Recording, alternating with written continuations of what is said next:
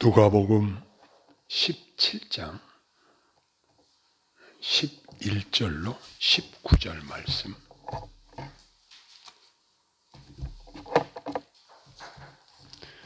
예수께서 예루살렘으로 가실 때에 사마리아와 갈릴리 사이로 지나가시다가 한 마을에 들어가시니 나병 환자 10명이 예수를 만나 멀리 서서 소리를 높여 이르되 예수 선생님이여 우리를 불쌍히 여기소서 하거늘 보시고 이르시되 가서 제사장들에게 너희 몸을 보이라 하셨더니 그들이 가다가 깨끗함을 받은지라. 그 중에 한 사람이 자기가 나은 것을 보고 큰 소리로 하나님께 영광을 돌리며 돌아와 예수의 발 아래에 엎드려 감사하니 그는 사마리아 사람이라. 예수께서 대답하여 이르시되 10사람이 다 깨끗함을 받지 아니하였느냐? 그 9은 어디 있느냐? 이 이방인 외에는 하나님께 영광을 돌리러 돌아온 자가 없느냐 하시고 그에게 이르시되 일어나 가라. 네 믿음이 너를 구원하였느니라 하시더라. 아멘.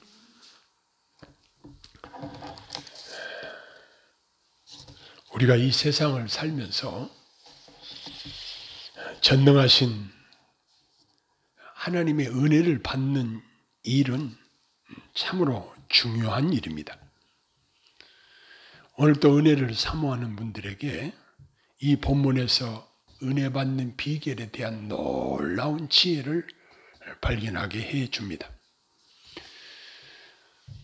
예수님의 가르침은 그 당시 제자들이나 오늘날 우리들이 충분히 알 수 있도록 매우 실제적이고 효과적인 가르침인 것을 보게 됩니다.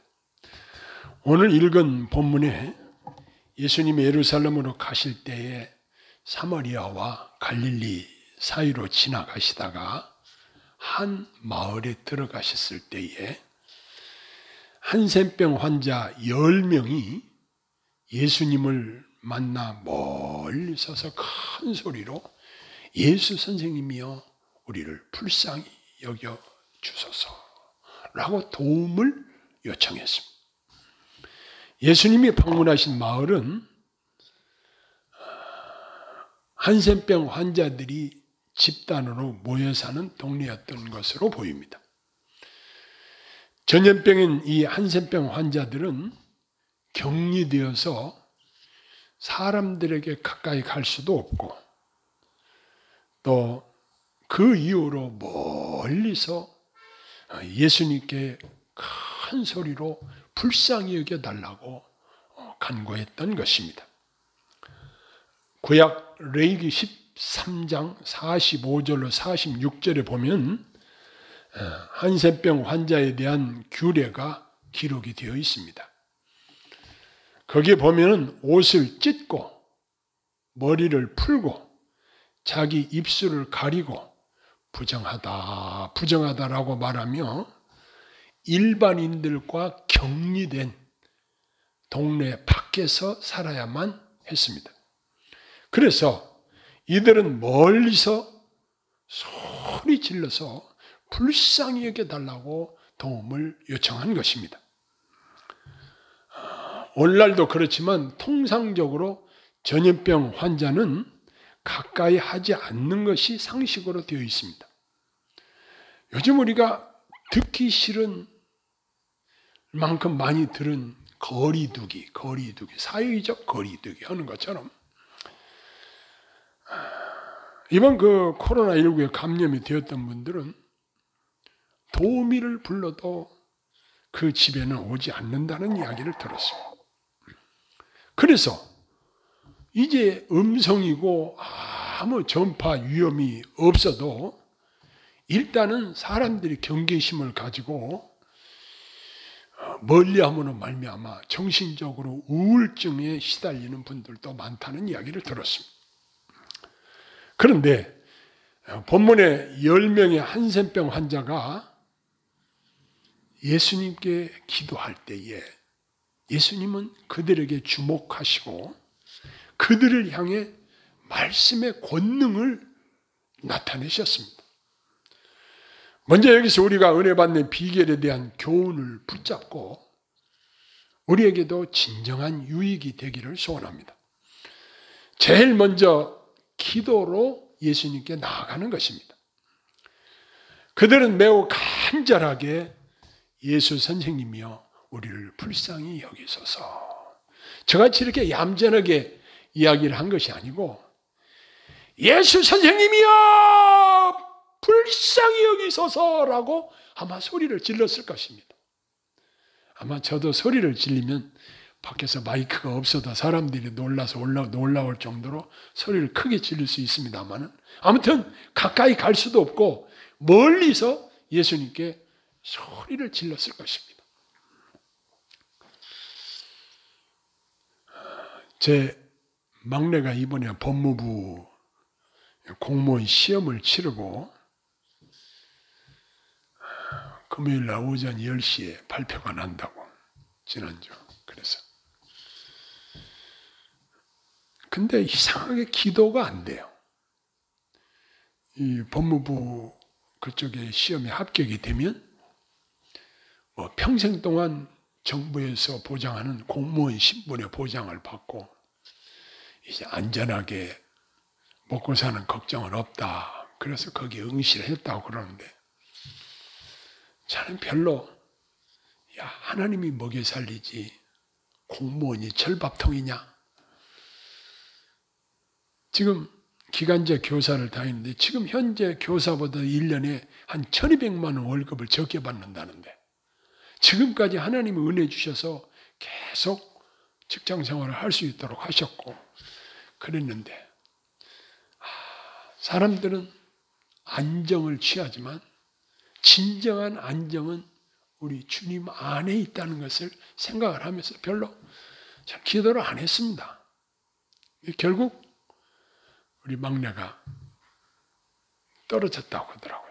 야, 제 아내가 잘 됐다. 그러고는 이제 지나간 적이 있습니다. 예수님을 방문하신 이 동네에는 이 10명의 환자 이외에도 많은 사람들이 있었을 거예요. 그런데 아주 절박한 소원을 가진 이 10명의 환자들만 예수님께 나와서 소리를 질러서 요즘으로 말하면 통성기도를 하게 된 것입니다. 우리가 살면서 어려움 당할 때가 있죠. 너희 중에 고난당하는 자가 있느냐? 기도할 것이요. 즐거워하는 자가 있느냐? 찬송할지니라. 그랬습니다.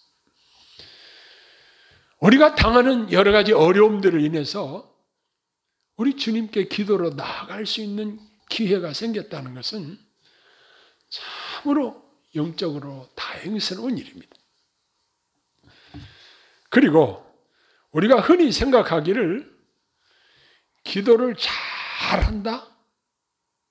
어떤 사람은 기도할 때에 이상한 소리를 내는 것을 저는 많이 들었어요.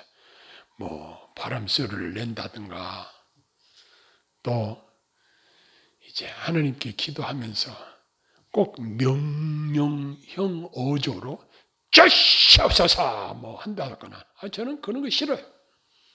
지금 이 10명의 환자들이 예수님께 그렇게 기도했을까요? 절대 그렇게 기도하지 않았을 거예요. 이들은 예수 선생님이여 우리를 불쌍히 여기소서. 우리를 불쌍히 여기소서. 이 본문에 간절하면서도 분명하고 이 짤막한 기도는 분명히 성공한 기도요. 응답받은 기도라는 사실이 기록되어 있습니다. 각종 아름다운 말 등을 쓰지 않았어도 예수님은 그들의 기도를 들어주셨고 사람의 힘으로 의학으로 치료할 수 없는 불치병을 치유받은 그들의 생애 최대의 소원을 들어주신 것입니다. 여기서 우리가 발견한 꿀팁은 우리 기도에서 겸손하게 또 기도의 핵심을 말씀드리는 지혜가 필요하다는 것을 발견하게 됩니다. 이 10명의 환자들은 예수님의 권능, 예수님이 행하신 치유의 기적들에 대한 소문을 들었을 것입니다. 그분이라면 자기들이 앓고 있는 이 한센시병을 치료해 줄 수 있는 능력이 있는 분이심을 믿었을 것입니다. 그거 어떻게 할 수 있느냐? 그 증거는 그들이 믿으니까 기도했을 거 아니겠어요? 그리고 믿고 구한 것은 받은 줄로 믿으라. 그리하면 그대로 되리라. 예수님께서 가르치신 말씀도 있습니다. 우리가 살면서 우리 주님의 도움이 필요할 때 하나님께서 하나님의 자녀들에게 주신 천국권을 사용해야 합니다. 구하라 주실 것이요 말씀하신 약속대로 그 약속의 말씀을 믿고 기도로 부탁을 드리십시다. 그리고 응답의 기쁨을 누리십시다. 저는 여러분들에게 기도 부탁을 받은 경험이 있습니다. 저는 기도 부탁을 받으면 교회에 올 때까지 기다리는 게 아니라 바로 기도를 합니다. 잊어버릴 수도 있기 때문에. 그런데 사실 기도 부탁을 하는 그 자체가 이미 그 소원을 하나님께서 받으셨다는 사실을 저는 느끼게 됩니다. 그리고 기도는 성직자나 어느 특정인에게만 허용된 것이 아니고 모든 하나님의 자녀들에게 공평하게 허용하신 기회요 은혜인 것을 믿고 후히 주시고 꾸짖지 아니하시는 하나님께 담대히 나아가 기도하십시다. 놀라운 은혜를 경험하게 될 것입니다. 두 번째는 예수님의 말씀에 순종하는 것이 놀라운 은혜를 받는 비결인 것입니다. 예수님께서는 10명의 환자에게 말씀하셨습니다. 가서 제사장들에게 너희 몸을 보이라. 이렇게 말씀하셨습니다. 구약 레위기 14장 1절로 32절을 보면은 이 한센병 다 나은 자들은 제사장에게 가서 보이고 진찰을 받은 후에 요즘으로 말하면 음성 다 나았다. 제사장이 그렇게 판결을 내려야 가족도 만날 수 있고 사회의 일원으로서 어울리고 함께 살 수 있고 활동할 수 있게 되어 있는 규례가 있습니다. 그런데 예수님은 아직 환자인 상태인 사람들에게 그 몸을 제사장에게 보일 것을 명령하셨습니다.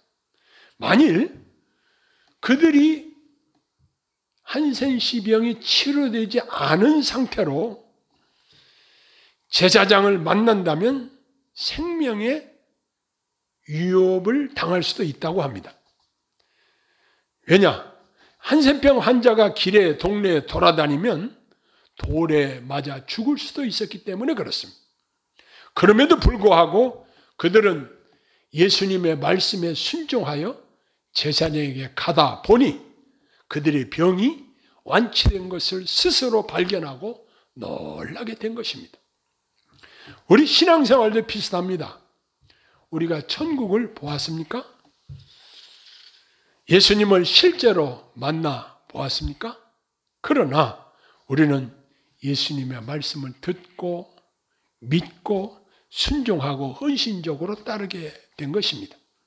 그리고 여기서 또 하나 우리가 생각해야 될 것은 예수님께서는 구약에 하나님의 율법을 철저하게 준수하셨습니다. 우리가 사회생활을 하면서도 나라의 법을 지키는 준법 정신도 필요하다. 이런 생각을 하게 됩니다. 세 번째는 하나님께 큰 영광을 돌리는 자에게 놀라운 은혜를 베푸신다는 사실입니다. 15절에 보면 10사람 중에 한 사람이 자기가 한센병에서 나은 것을 보고 큰 소리로 하나님께 영광을 돌리며 예수님께 돌아온 것을 기록하고 있습니다. 이 사람은 폐인과 같이 아무 쓸모없는 자기 몸을 고쳐주신 예수님께 나와서 하나님께 영광을 돌렸습니다.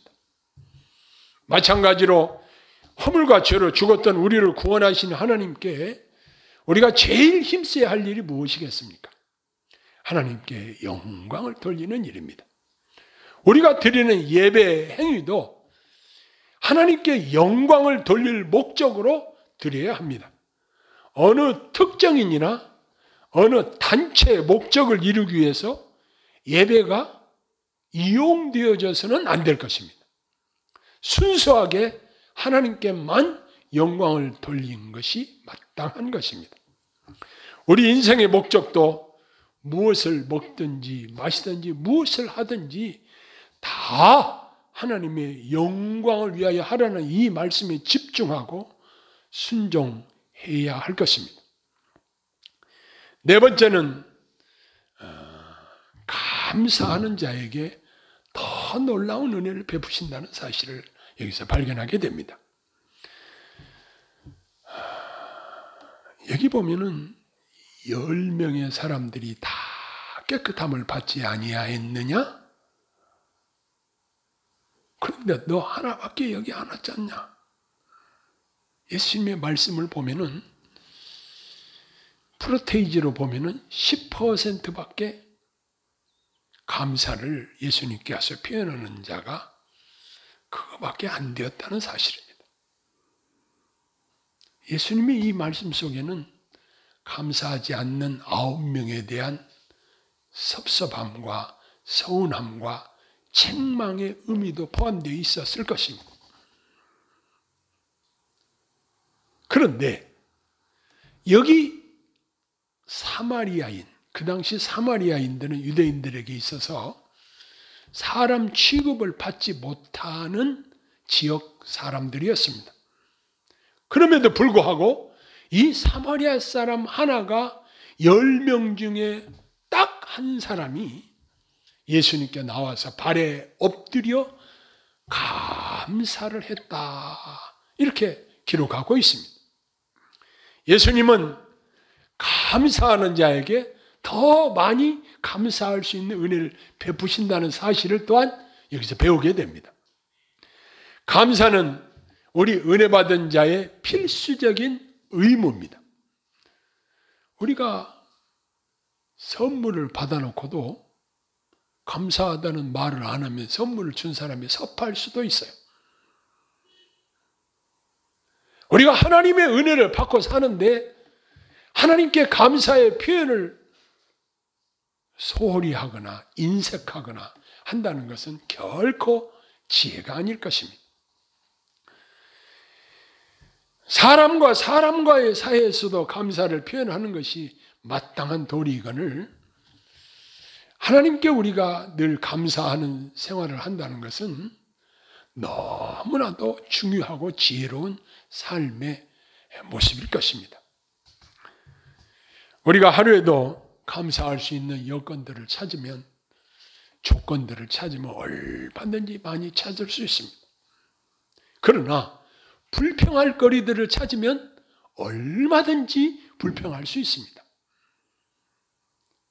자, 그러면 불평만 하는 사람들은 불평할 거리들이 계속 생겨요. 감사하는 사람들에게는 계속 감사할 일들이 생겨요. 이것이 영적인 법칙입니다. 10명 중에 한 사람이 예수님께 나와서 감사를 표현했다. 이것은 너무나도 적은 비율의 사람들만 하나님께 감사를 표현하고 산다는 실증이 되기도 하는 것입니다. 우리가 하나님께 받은 은혜를 어떻게 측량할 수 있겠습니까? 여기 10명 중에 한 사람, 이 사람이 예수님께서 엎드려 절하며 감사합니다. 정말 감사합니다. 진심으로 감사를 표현을 했습니다. 자, 이렇게 돌아온 한 사람에게 예수님께서는 말씀하십니다. 10사람이 다 깨끗함을 받지 아니하였느냐? 그 9은 어디 있느냐? 이 이방인 외에는 하나님께 영광을 돌리러 온 자가 없느냐? 하셨습니다. 예수님의 탄식과 책망이면서도 이 돌아온 사람에게는 칭찬과 인정의 의미가 내포되어 있었습니다. 그에게 예수님은 놀라운 은혜를 선포하십니다. 일어나 가라, 내 믿음이 너를 구원하였느니라. 이 말씀은 단순히 한센시병에 걸린 병만 고치신 것이 아니라, 육신만 고치신 것이 아니라 그의 영혼도 구원하신 놀라운 은혜로운 말씀을 선포하심으로 그를 구원하신 것입니다. 질병만 고침받은 이 9명의 사람들은 결국 언젠가 죽게 되었을 것이고 그들이 구원의 반열에 들었다는 기록은 없습니다. 그러나 예수님께 돌아온 이 한 사마리아 사람은 영육이 구원받는 복된 하나님의 권속이 된 것입니다. 여기서 우리가 기억해야 할 점은 아무리 사람이 노력을 해도 예수님이 허락하시지 않으면 아무것도 받을 수 없다는 사실입니다. 이것은 은혜 베푸신 우리 주님의 절대 주권이라는 사실을 기억해야 할 것입니다. 우리가 은혜 받으려면 이런 지혜를 배워야 된다라고 했지만 막상 우리 주님이 은혜 베풀 자에게 은혜를 베푸시고 그렇지 않을 자에게는 그리 아니하신다는 사실입니다. 다만 우리는 주님이 우리를 불쌍히 여겨주시기를 기도할 뿐입니다. 하나님 아버지, 나를 불쌍히 여겨주세요. 이 나라 이 민족을 불쌍히 여겨주세요. 전 세계에서 질병으로 고통받는 자들을 불쌍히 여겨주세요. 이번에 추석을 맞이해서 가족 친지들이 모이는데 우리들이 해야 할 기도는 우리 친족들을 불쌍히 여겨주세요. 특별히 예수 안 믿는 자들이 아무리 이 세상에서 성공했고 이 세상에서 아무리 호의호식하고 산다고 할지라도 결국은 삶의 기한이 끝나고 숨을 거두게 될 때 결국 그들의 결말이 어떻게 될 것인가? 이것은 너무나도 분명한 것이고 너무나도 중요한 일이기에 우리가 해야 될 일은 불쌍히 여겨달라는 것입니다. 저는 설교단에 올라오기 전에 하나님 아버지, 이 시간도 종을 불쌍히 여겨주시고 입술에 파수꾼을 세워주시고 헛소리하지 않게 해주시고 오직 주의 말씀만 능력 있게 증거할 수 있도록 도와주세요. 종을 불쌍히 여겨주세요. 그리고 모인 성도님들을 불쌍히 여겨주세요.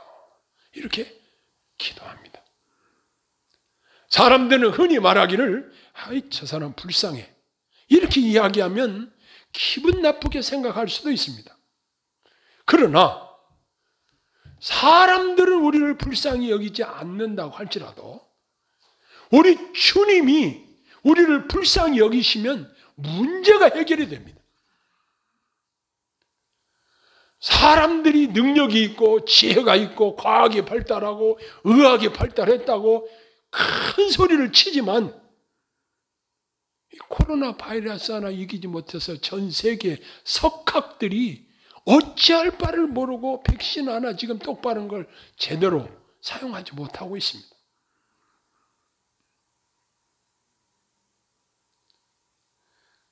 따뜻한 기온이 돌아오면 그칠 줄 알았던 이 전염병이 앞으로 언제 끝날지도 모른다는 이야기들을 하고 있습니다. 이처럼 나약한 인간들이 우선적으로 해야 될 일이 무엇일까요? 하나님, 우리 인간들을 불쌍히 여겨주세요. 주님 도와주세요. 이렇게 기도해야 할 것입니다.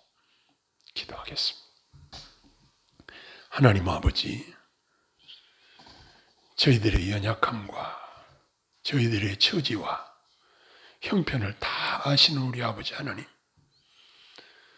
저희들을 불쌍히 여겨 주시옵소서.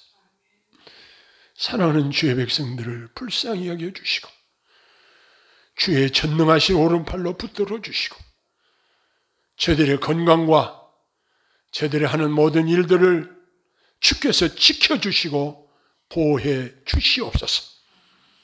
저희들의 기도를 기쁘게 들어 응답하시는 주여, 저희들의 삶 속에서 주 예수님의 말씀에 순종하여 살게 하시고 주님의 은혜에 감사하면서 살게 하여 주옵소서. 기도하면서 살게 하여 주옵소서. 우리 삶에서 감사할 수 있는 일들이 반복해서 일어날 수 있도록 주께서 은혜를 더하여 주시옵소서. 예수님 이름으로 간절히 기도드리옵나이다. 아멘.